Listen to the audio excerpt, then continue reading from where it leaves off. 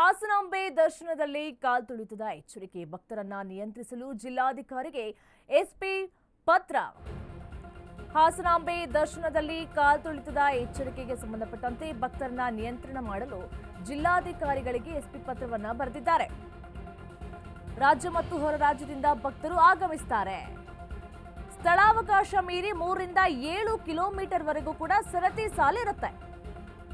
ದೀಪಾವಳಿ ಹಿನ್ನೆಲೆ ಭಕ್ತರ ಸಂಖ್ಯೆ ಹೆಚ್ಚಳ ಆಗುವಂತ ಸಾಧ್ಯತೆ ಕೂಡ ಇರುತ್ತೆ.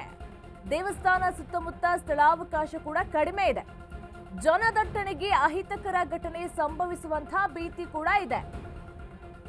ಅಹಿತಕರ ಘಟನೆ ನಡೆದ್ರೆ ನಾವು ಜವಾಬ್ದಾರಿಯಲ್ಲ ಅಂತ ಹೇಳಿದ್ದಾರೆ.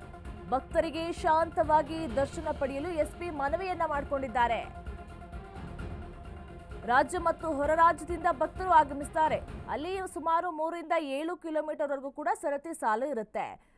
ಹಾಸನಾಂಬೆಯ ದರ್ಶನವನ್ನ ಪಡೆಯೋದಕ್ಕೋಸ್ಕರ ರಾಜ್ಯ ಹೊರ ರಾಜ್ಯಗಳಿಂದನೂ ಕೂಡ ಭಕ್ತರು ಆಗಮಿಸ್ತಾ ಇರ್ತಾರೆ. ಈ ಹಿನ್ನೆಲೆಯಲ್ಲಿ 3 ರಿಂದ 7 ಕಿಲೋಮೀಟರ್ ಅಷ್ಟು ಹೊತ್ತು ಕೂಡ ಅಲ್ಲಿ ಕ್ಯೂ ಇರುತ್ತೆ. ಹಾಗಾಗಿ ಏನೇ ಅಹಿತಕರ ಘಟನೆಗಳು ನಡಿಬಾರ್ದು ಅಂತ ಹೇಳಿ ಎಸ್ಪಿ ಪತ್ರವನ್ನ ಬರೆದಿದ್ದಾರೆ.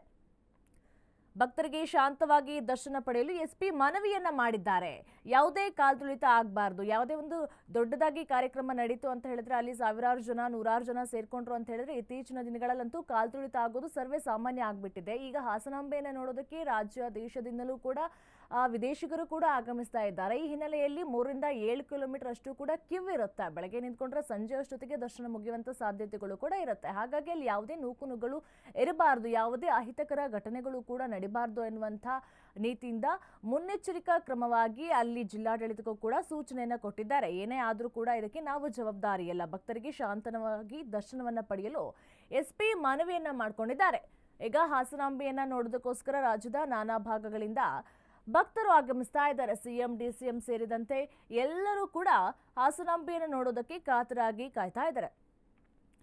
ಭಕ್ತರನ್ನ ನಿಯಂತ್ರಣ ಮಾಡಲು ಜಿಲ್ಲಾಧಿಕಾರಿಗೆ ಎಸ್ಪಿ ಪತ್ರವನ್ನ ಬರೆದಿದ್ದಾರೆ. ಯಾವುದೇ ಅಹಿತಕರ ಘಟನೆ ನಡಿಬಾರದು. ಭಕ್ತರಿಗೆ ಶಾಂತವಾಗಿ ದರ್ಶನ ಪಡೆಯಲು ಎಸ್ಪಿ ಮನವಿಯನ್ನ ಮಾಡಿದ್ದಾರೆ.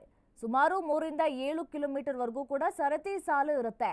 ಇನ್ನೇನು ದೀಪಾವಳಿ ಹಬ್ಬ ಬರ್ತಾ ಇರೋದ್ರಿಂದ ಭಕ್ತರ ಸಂಖ್ಯೆ ಕೂಡ ಹೆಚ್ಚಳವಾಗಂತ ಸಾಧ್ಯತೆ ಕೂಡ ಇದೆ. ಈಗ ಸಾಲು ರಜೆ ಹಿನ್ನೆಲೆಯಲ್ಲಿ ರಾಜ್ಯದ ನಾನಾ ಭಾಗಗಳಿಂದ ಕೂಡ ಜನ ಆಗಮಿಸುವಂತ ಸಾಧ್ಯತೆ ಕೂಡ ಇರುತ್ತೆ. ಹಾಗಾಗಿ ಅಲ್ಲಿ ಯಾವುದೇ ಅಹಿತಕರ ಘಟನೆ ನಡಿಬಾರದು ಅಂತ ಹೇಳಿ ಮುನ್ನೆಚ್ಚರಿಕಾ ಕ್ರಮವಾಗಿ ಜಿಲ್ಲಾಡಳಿತಕ್ಕೆ ಮೊದಲೇ ಸೂಚನೆಯನ್ನ ಕೊಟ್ಟಿದೆ.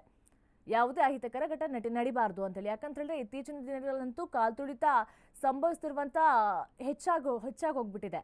ಆದ ಕಾರಣದಿಂದಾಗಿ ಅಲ್ಲಿ ದೇವಸ್ಥಾನದ ಸುತ್ತಮುತ್ತ ಜಾಗ ಕೂಡ ಕಡಿಮೆ ಇದೆ. ಹಾಗಾಗಿ ಜನದ ನೂಕುನುಗ್ಗಲು ಆಗುವಂತ ಸಾಧ್ಯತೆ ಕೂಡ ಇರುತ್ತೆ. ಹಾಗಾಗಿ ಯಾವುದೇ ಅಹಿತಕರ ಘಟನೆಗಳು ನಡಿಬಾರದು ಅಂತ ಹೇಳಿ ಅಲ್ಲಿನ ಜಿಲ್ಲಾಧಿಕಾರಿಗಳಿಗೆ ಎಸ್ಪಿ ಪತ್ರವನ್ನು ಕೂಡ ಬರೆದಿದ್ದಾರೆ. ಏನೇ ಆದರೂ ಕೂಡ ನಾವು ಜವಾಬ್ದಾರರಲ್ಲ. ಭಕ್ತರಿಗೆ ಶಾಂತವಾಗಿ ದರ್ಶನ ಪಡೆಯಲು ಎಸ್ಪಿ ಮನವಿಯನ್ನ ಮಾಡಿಕೊಂಡಿದ್ದಾರೆ.